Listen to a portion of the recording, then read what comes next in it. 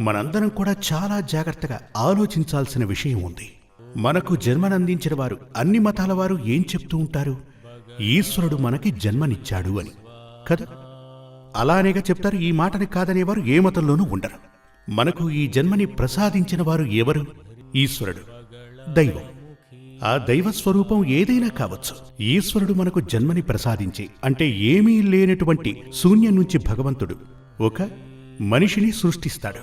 సృష్టించి భూమిపైకి పంపి తను మంచి చెడులు చేస్తున్నప్పుడు, పాపపుణ్యాలు చేస్తున్నప్పుడు వాటిని లెక్క కట్టి నరకానికో లేక స్వర్గానికో పంపేవాడు ఈశ్వరుడిగా, భగవంతుడేగా. 1000 మందిని తీసుకున్నామంటే ఆ 1000 ఆత్మలందు కూడా 100 ఆత్మలే స్వర్గానికి వెళతాయి, మిగిలిన ఆత్మలు నరకానికి వెళుతుంటాయి. అంటే నరకంలో జనసంఖ్య పెరగడానికి, అంటే ఆత్మలంతా పెరగడానికి కారణం భగవంతుడు, ఆ ఈశ్వరుడే కదా కాదంటారా? ఆలోచించండి. అంటే వారి ఆలోచన